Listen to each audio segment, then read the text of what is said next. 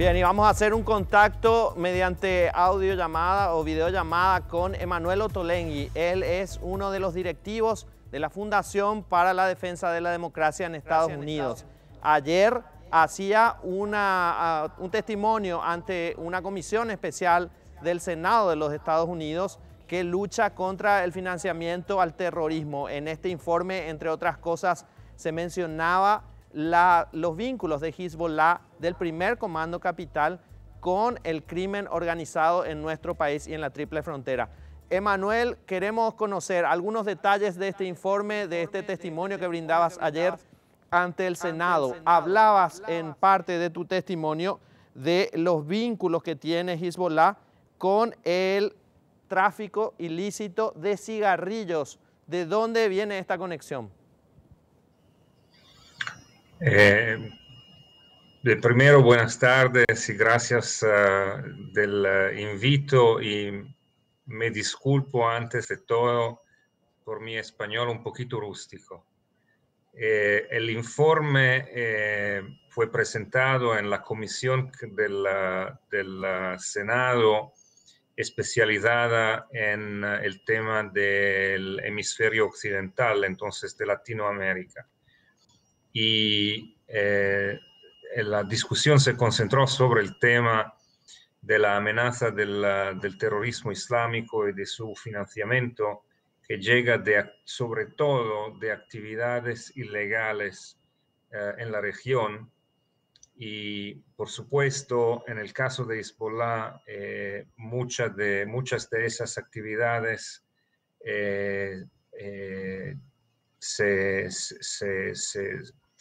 se pasan en la zona de la frontera entre Brasil y Paraguay, y en medida bastante importante también en otros lugares como Panamá.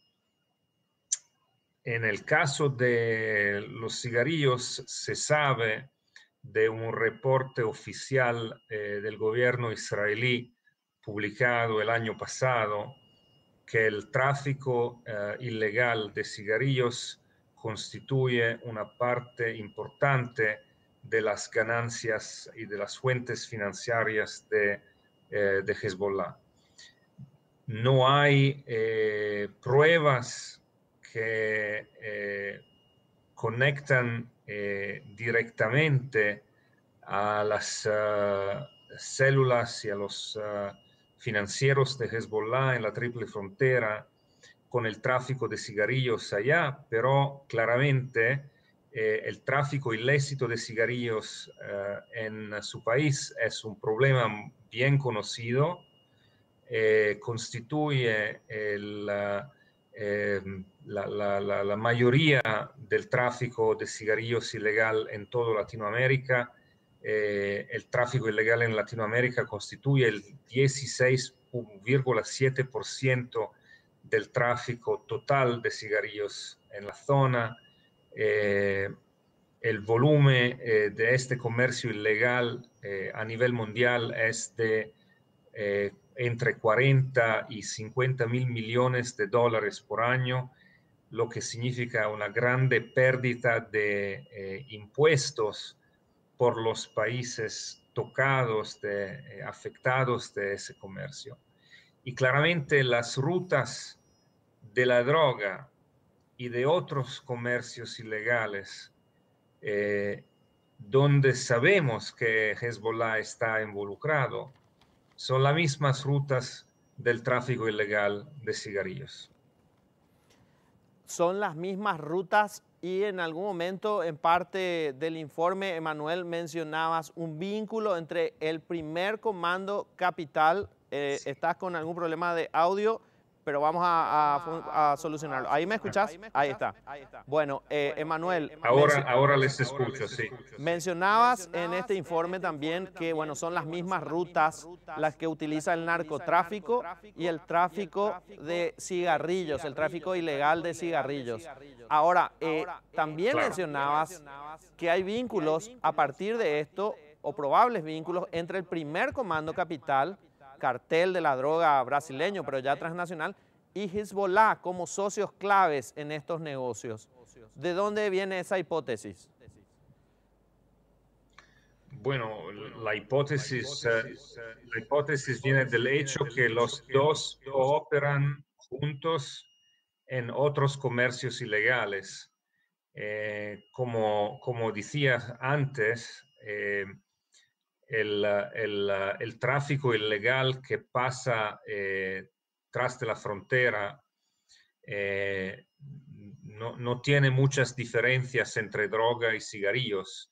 Lo que pasa ilegalmente del río Paraná en toda la zona desde Ciudad del Este, norte, en dirección norte hasta Salto del Guaira y Guairá en el lado brasileño, todo ese tráfico está manejado por la misma gente, las mismas bandas de traficantes, y lo que se encuentra en los allanamientos en el río del lado brasileño son los dos productos. Entonces, si hay una cooperación en el tema de droga, lo que se conoce ya entre las dos organizaciones, por supuesto, me parece lógico, hay que demostrarlo naturalmente, que hay una cooperación también en el tema de cigarrillos.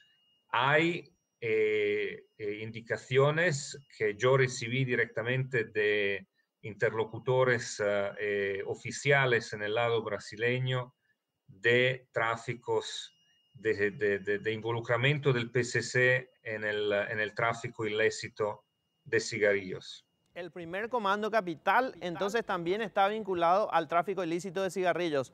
En parte del informe, Emanuel, mencionabas que pareciera que tanto el primer comando capital como Hezbollah, dedicados a estos crímenes, tendrían impunidad de parte de autoridades en un país en el que el principal fabricante de cigarrillos es además el presidente de la República en ejercicio. Esta mención al presidente de la República y a la impunidad, ¿es una relación directa o es solamente una mención dentro de este informe? El hecho que el presidente de la República de Paraguay es el mayor productor de cigarrillos en el hemisferio occidental es un hecho conocido, no creo que necesite pruebas. El hecho que la mayoría de cigarrillos producidos en Paraguay salen de Paraguay de manera ilegal y llegan como productos de contrabando en mercados de otros países, este hecho también es muy conocido, comprobado, documentado. Hay muchos allanamientos recientes de cigarrillos paraguayos en Brasil. Yo creo más o menos el 30% del consumo de cigarrillos en Brasil es de producción o de origen ilegal, de contrabando. Yo, durante una visita de 10 días acerca de la frontera Paraguay-Brasil, encontré en casi cada ciudad en la zona fronteriza, no solamente Guairá y Salto del Guaira o Capitambado o otros lugares en la frontera, pero ciudades 20, 30, 40, 50 kilómetros de la frontera. Encontré en casi todo lugar donde se compra tabaco, paquetes de cigarrillos producidos por la tabacalera del Este. Entonces, está claro que la gran mayoría de cigarrillos que se producen en Paraguay llegan a mercados extranjeros de manera ilegal. Pero yo no tengo pruebas y nunca escribí, no lo escribí certamente en mi informe en frente del Congreso estadounidense, que el presidente de Paraguay está involucrado en negocios con Hezbollah. Bien, hablaste en algún momento de relación o protección de autoridades, de altas autoridades en casos vinculados al lavado de dinero, aquel caso de 270 millones de dólares y el último de 1.200 millones de dólares. En algún momento en tu informe anterior al Senado habías incluso hablado de la relación que había tenido Hugo Velázquez, presidente de la Cámara de Diputados, con un probable financista del Hezbollah que está en este caso investigado por los 1.200 millones de dólares. Mantuviste una reunión con Hugo Velázquez. ¿De qué hablaron en esa reunión? Entonces, primero, el tema del caso de mega lavado está discutido en un reporte oficial del Departamento de Estado estadounidense que salió en marzo 2017, entonces desde hace 2 meses. No soy yo que considero este caso como emblemático del problema de la corrupción de la clase política en Paraguay y del hecho que muchos casos de corrupción o de lavado o de ilegalidad no llegan a una solución en frente a la justicia. Es el Departamento de Estado que eligió de hablar de este caso en las 2 páginas sobre el Paraguay en un documento de más de 200 páginas. Entonces me parece emblemático que el Departamento de Estado estadounidense eligió de hablar de eso. En el tema de mi encuentro con el presidente de la Cámara de Diputados, Velázquez, como saben, yo hablé en un artículo en la revista Foreign Policy con uno de mis colegas de mi fundación en diciembre de la visita oficial que el presidente Velázquez hizo en Líbano en 2015. La respuesta del gobierno paraguayo de terminar de manera inmediata el encargo del embajador paraguayo en Líbano, el señor Hassan Khalil Díaz, me parece una clara indicación que había algo de verdadero en lo que nosotros escribimos. El presidente Velázquez pidió de encontrarme y yo no veo ninguna razón de no se encontrarse porque en todo caso el presidente Velázquez es un representante del pueblo elegido, una personalidad importante en el sistema político paraguayo. No está a mí decidir quién son los representantes elegidos del pueblo paraguayo. Y fue una buena ocasión para hablarse, para discutir de lo que se pasó y sobre todo para hacer claro que en nuestra opinión como fundación privada que investiga los temas de financiamiento de terrorismo, que un país como el Paraguay no puede ser un buen amigo y aliado de los Estados Unidos en el mismo tiempo de permitir que organizaciones terroristas como Hezbollah utilicen su país, su jurisdicción, su sistema financiero, sus bancos, su comercio, sus leyes para conducir sus negocios ilegales. Yo espero mucho que el mensaje esté claro. Mi impresión es que el presidente Velázquez, en sus palabras, toma con mucha seriedad, comprende seriamente ese problema. Yo espero mucho que el presidente Velázquez, en su poder como presidente de la Cámara de Diputados, como político, como figura pública, pueda subir sus palabras de acuerdo en el sentido sobre el tema de financiamiento al terrorismo con hechos y con medidas legislativas, porque el Paraguay, yo creo, es en su interés continuar a ser un buen aliado de los Estados Unidos y para hacer eso hay que enfrentarse con fuerza, con decisión, con coraje en el tema de la lucha contra el terrorismo. Esta reunión mantenida con Hugo Velázquez, presidente de la Cámara de Diputados.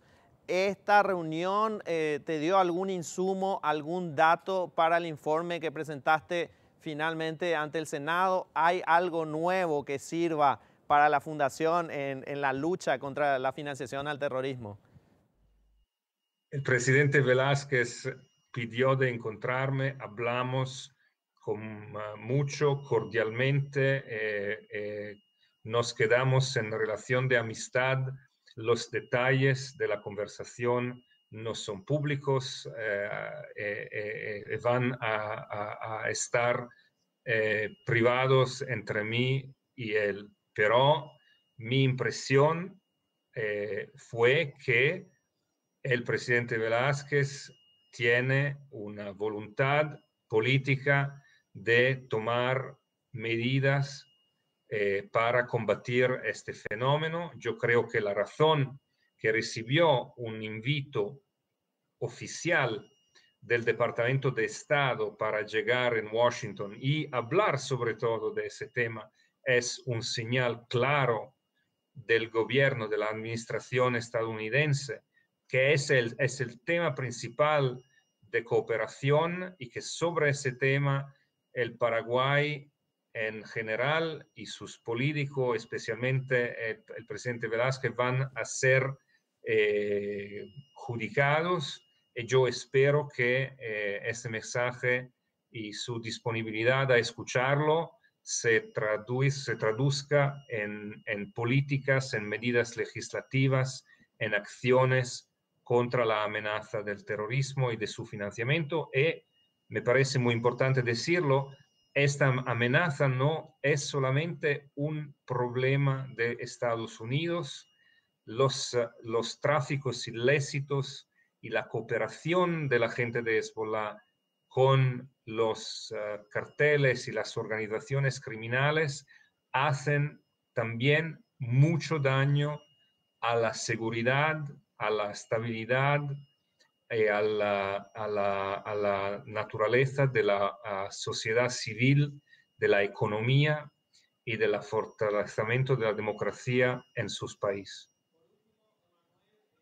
Mencionabas también dentro del informe que hay de alguna forma avisos que dan ciertas autoridades a los grupos criminales, como el caso de los 1.200 millones de dólares, en los que extraoficialmente se avisó a los representantes de la empresa investigada con 48 horas de anticipación que iban a haber allanamientos. Es un misterio hasta ahora ese caso, pero otro caso que es un misterio para todos nosotros es el de los billetes venezolanos, las 24 o 25 toneladas de bolívares que se encontraron en Salto del Guairá. En el informe vinculás un interés de Hezbollah y de especialistas en falsificación buscando esos billetes. ¿Podés mencionar algo al respecto? Esa es una investigación todavía en curso. Yo creo que esté mejor de no entrar en detalles, pero de nuevo me parece muy importante, como se dice, dar atención al hecho que la destinación de esos billetes fue el Paraguay. Entonces, está claro que hay un problema en el país, sobre todo en la frontera, donde hay vínculos entre organizaciones criminales locales y gente de Hezbollah para conducir actividades ilícitas. En este caso, naturalmente, es un caso de falsificación de billetes. Los bolívares no tienen ningún valor monetario, pero el papel de los bolívares puede ser utilizado para producir dólares falsos. Ese tipo de actividad no es solamente ilegal, hace mucho daño a la credibilidad del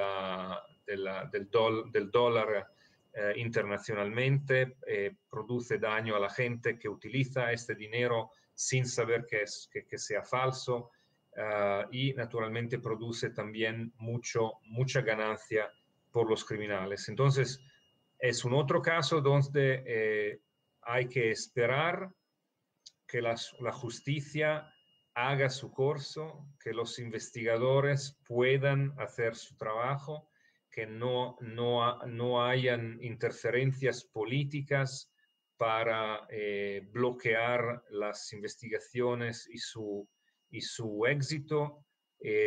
Hay que esperar que los arrestados se queden en la cárcel por todo el tiempo necesario para conducir las investigaciones. Todo eso es muy importante para adjudicar la cualidad de un sistema judiciario y de la capacidad de un país de combatir la corrupción y el crimen organizado. Bien, la mala noticia es que ya no hay nadie preso, no hay nadie encarcelado por eso y ya tienen libertad ambulatoria o domiciliaria. Pero bueno, finalmente, Emanuel, ¿cuáles son algunas de las recomendaciones que habías mencionado en este informe al Senado americano? Los Estados Unidos pueden hacer dos cosas, hay dos categorías de acciones. La primera es una categoría ¿cómo se dice?, de medidas para ayudar los países como el Paraguay a mejorar su trabajo contra este fenómeno en la lucha contra el terrorismo. Son medidas de cooperación entre fuerzas de policía, inversiones para que las fuerzas paraguayas y de los países, de los otros países como el Brasil, tengan la capacidad, los medios, los recursos para conducir investigaciones con mayor eficacia y suceso. Se puede hablar de los Estados Unidos pueden ayudar a fortalecer las relaciones entre fuerzas de policía de los países interesados para que cooperen de manera más eficaz. Pero hay también medidas punitivas contra los que ayudan a Hezbollah, los bancos y las instituciones financieras que continúan a permitir ese tipo de transacciones pueden quedarse sub sanciones del Tesoro americano, estadounidense. Se pueden naturalmente sacar visas de la gente que ayuda, que protege a los financieros del terrorismo.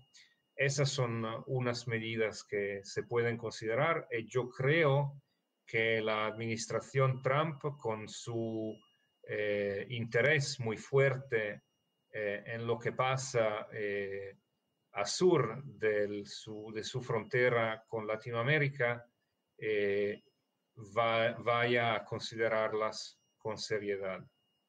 Emanuel, muchísimas gracias por este contacto. Vamos a seguir muy de cerca el trabajo que hace la Fundación para la Defensa de la Democracia. Muchas gracias.